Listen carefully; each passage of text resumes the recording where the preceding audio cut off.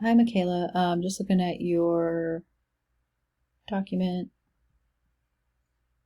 You do have it set up by 3 by 3 inches. Okay, that's good. I'm liking this pretty good. I don't think it would size down super well. I don't think this font pair is quite right. I do like your graphic that you created here with the, I think this is an Indian paintbrush. If you push shift on your keyboard, you can make this a lot larger. You were able to color it in here too, and it looks really pretty good colored in. I don't know if you started with color first and then you realized, oh, I need to make a black and white one. Let's see. So with this one, let's ungroup these. So maybe making this just solid black. This is solid black too, I know. So it does provide us with a little bit of a problem. Oh, one thing we could do, maybe that would help. Well, I don't know if it will. You could potentially size this up and rotate it.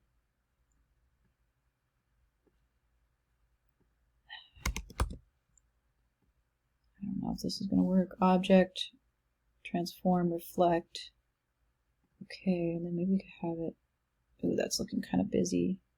See, I like this, and it is working really well as a colored image. We're able to color that in pretty decently, actually. But in black and white, it's just doesn't have quite the same effect, although that's not terrible. It's kind of hard to tell that it's an Indian paintbrush. I think that's what it is. And that's looking a little messy, to be honest. Yeah, see, that's the problem. If you start with color first, you can make a logo look really good in color, but then when you work with just one color, black, it's like, oh, what do I do with this now? Because I can't do the same things. We could just do this. Maybe we want to still make it look like an axe. And then with your name, I would suggest starting with a different font pair. Maybe this would be all caps. And let's do like a bold font with like a thinner font.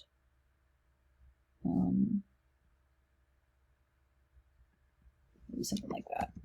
So this is Aliens and Cowboys or Cows. You can get this on dafont.com. This one, I'm Homokagus Demo. I don't know. You can probably find that online too if you just Google it. And then you can download it from like Dafont or Font Squirrel if you like this combination. We don't want it to be too small in comparison to the graphic because then it won't size down well. So we want it to be kind of big. Oops. Okay.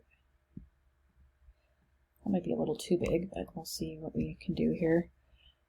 This might be a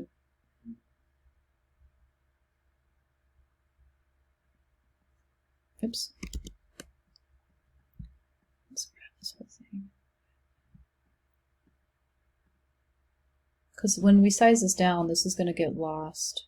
But if you size it up and move it to the side, it looks great color, but it's just the black and white that is a little bit on the tricky side. We can always move it up to potentially up here so that you can have a little bit of room to tuck your font in. Maybe something like this. A little bit more like this. Something with a font that's a little thicker and then a thinner font maybe. And then moving this here so we can see that it is. And then you would just have to arrange the second artboard in your CMYK. You know, you could just delete one of these. These are different. Shift that. And then I'm not getting the same effect.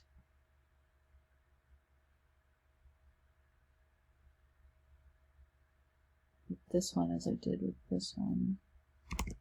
I don't know if we can. bring this in and just try to color this a similar color to this. I don't know. They're different. I mean, I don't know how you got this flamey color in just the top area. Maybe you selected just those and then filled them in with a gradient. Maybe like that. And then you could delete this one maybe. I don't know. And then move it over, and then you could even, bring this over, Command C, Command V, and I think this maybe needs to be made a little bit bigger. Push Shift on your keyboard. Oh, there's like some copies of this here. There's quite a few actually. Maybe something a little closer to that.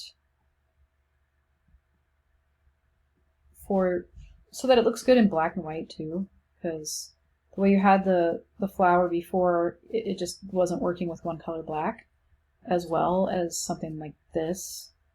This needs to be moved up just a little further. So yeah, maybe something a little bit more like that, Michaela. And then, I mean, if you want to color the tops of these, you can grab them with the white arrow tool and fill them in with the gradient that you created.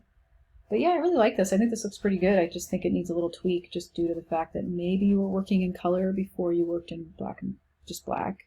Sometimes that happens, but I think this is a good solution.